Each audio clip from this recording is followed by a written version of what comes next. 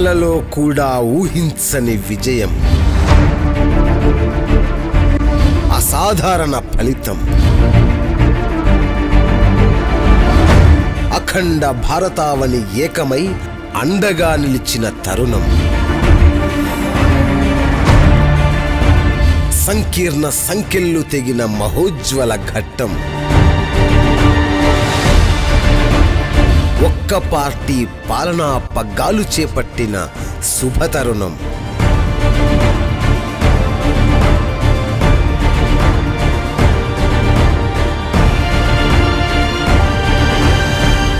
మహాభారత యుద్ధంలో పార్థుడికి పథనిర్దేశకుడు శ్రీకృష్ణుడు. కుయుక్తుల కురుసేనని మట్టి కరిపించడంలో ప్రధాన పాత్రధారి ఆయనే. మన భారత ఎన్నికల సంగ్రామంలోనూ అటువంటి అపూర్వ వ్యూహం దాగి ఉంది. కమల సారథికి ఓటెత్తి జైకొట్టిన జన ప్రభంజనం వెనుక మరో జననేత ఉన్నారు.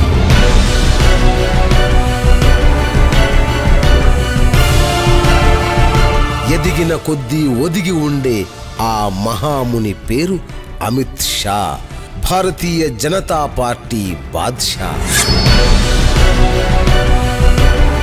1964 అక్టోబర్ 22న ఓ సామాన్య కుటుంబంలో జన్మించారు అమిత్ షా. తండ్రి అనిల్ చంద్ర షా పీవీసీ పైపుల వ్యాపారి. రాజకీయాలతో ఏమాత్రం సంబంధం లేని కుటుంబం. కానీ సమాజ సేవ చేయాలన్న అమిత్ షా తపనకి అది అడ్డు కాలేదు. తన కుటుంబం నేర్పిన పరోపకార నీతి ఆయన మనసులో గాఢమైన ముద్ర వేసింది. 14వ ఏట రాష్ట్రీయ స్వయం సేవక్ సంఘ్లో చేరారు. అమిత్ షా జీవితాన్ని అదే వడివడిగా రాజకీయాల వైపు నడిపించింది.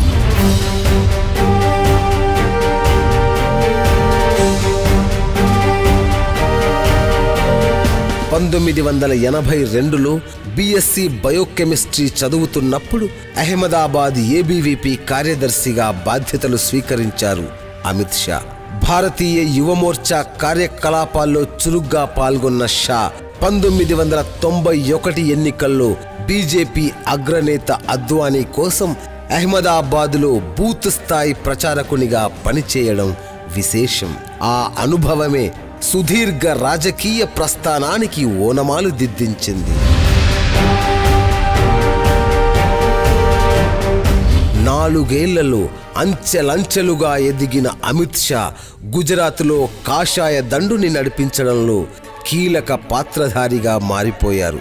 1995లో గుజరాత్లో తొలి బీజేపీ ప్రభుత్వం ఏర్పడే నాటికి సర్కేజ్ అసెంబ్లీ స్థానం నుంచి అమిత్ షా ఎమ్మెల్యే. 2002 నాటికి ఇదే నియోజకవర్గంలో 1,58,000 ఓట్ల మెజారిటీతో గెలిచి తిరుగులేని నేతగా మన్ననలు పొందారు.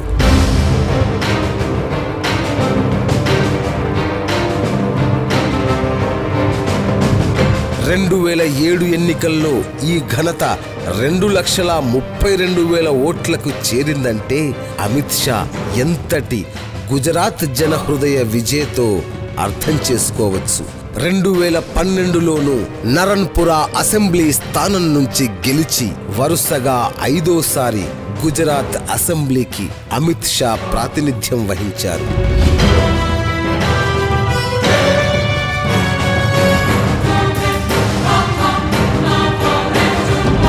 ఒకనాడు బీజేపీ అంటే అటల్ బిహారీ వాజ్పేయి, లాల్ కృష్ణ అద్వానీ, సంఘ్ పరివార్ అమ్ముల పొదిలో అస్త్రాలుగా రూపుదిద్దుకున్న ఈ మేటి నాయకులు దేశ రాజకీయ చరిత్రలో అపూర్వ జోడి.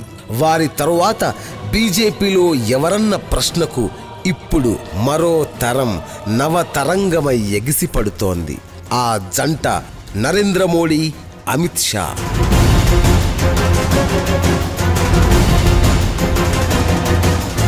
పార్టీని ముందుండి నరేంద్ర మోడీ నడిపిస్తే వెనక ఉండి పునాదుల వరకు పార్టీని పటిష్టం చేసిన తెర వెనుక కథానాయకుడు షా.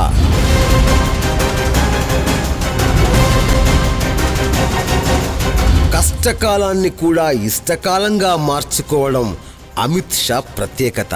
బహుశా కాలమాన పరిస్థితులకు అనుగుణంగా రాజదండాన్ని నడిపించాలన్న సూత్రాన్ని అమితంగా జీర్ణించుకున్న షా విధానమే గుజరాత్ చంద్రుడు నరేంద్ర మోడీని ఆకట్టుకుంది. ఆయన కంటే ఏడాది ముందే బీజేపీ రాజకీయాల్లోకి వచ్చిన భావి ప్రధానిని నరేంద్రుడిలో చూడగలగడం అమిత్ షా దార్శనికత. ఈ బంధం బలపడింది. గుజరాత్ అభివృద్ధి బండిని ఉరకలెత్తించడంలో ఈ జోడు గుర్రాలు ముందు వరుసలో నిలిచాయి.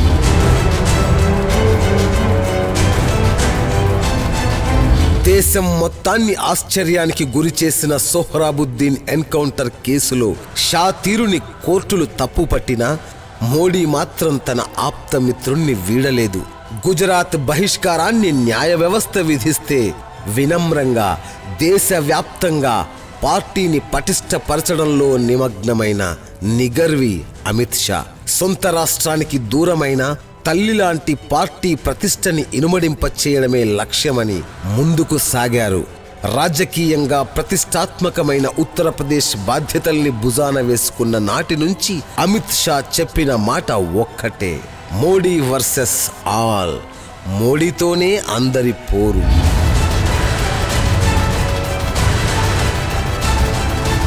ఉత్తరప్రదేశ్ రాజకీయాల్ని ఔపోసన పట్టేందుకు కోర్టులు విధించిన బహిష్కార శిక్షని అమిత్ షా వినియోగించుకున్న తీరు అందరినీ ఆకట్టుకుంది. 35% సంప్రదాయ ఓటర్లు ఉన్నప్పటికీ ఉత్తరప్రదేశ్ పీఠం ఎందుకు దూరమైందన్న విషయంపై షా చేసిన అధ్యయనాలు ఆసక్తి గొలిపాయి.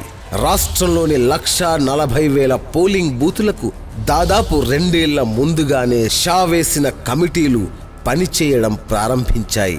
మీరు గల్లీలు గెలవండి, ఢిల్లీ పీఠం మనదే అంటూ ఉత్తరప్రదేశ్ మొత్తాన్ని అద్వానీ రథయాత్ర తర్వాత ఏకతాటిపైకి తీసుకురాగలగడం ఆయన రాజనీతి.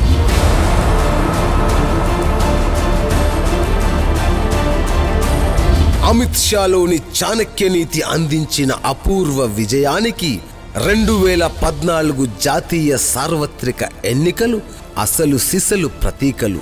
గాంధీ కుటుంబ వారసత్వ వయోభారాన్ని మోస్తూ కులాల కుంపట్లలో చీలికలు పేలికలైన యూపీని గెలవడం దేశాన్ని గెలవడంతో సమానం.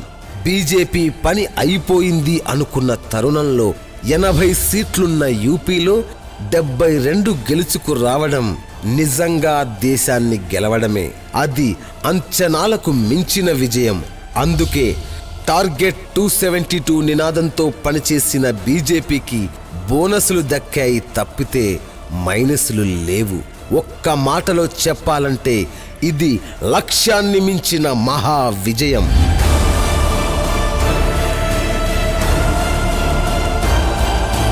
అతను ఊళ్ళను గెలిచాడు, పట్టణాల్ని గెలిచాడు, రాష్ట్రాల్ని గెలిచాడు, జన హృదయాల్ని గెలిచాడు.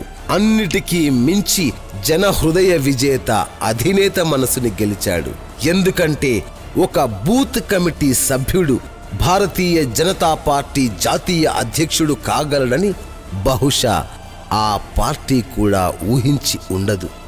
अमित भाई राष्ट्रीय टीम में ना आए होते, उत्तर प्रदेश का उनको प्रभार न मिला होता तो शायद देश उनकी शक्तियों से परिचित नहीं हुआ होता.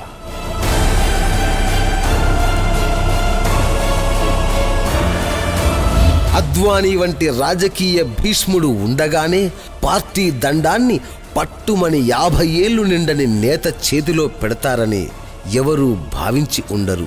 ఎవరూ అంచనా వేయలేని విషయాల్ని అచంచలం చేయడమే అమిత్ షా నేర్పు.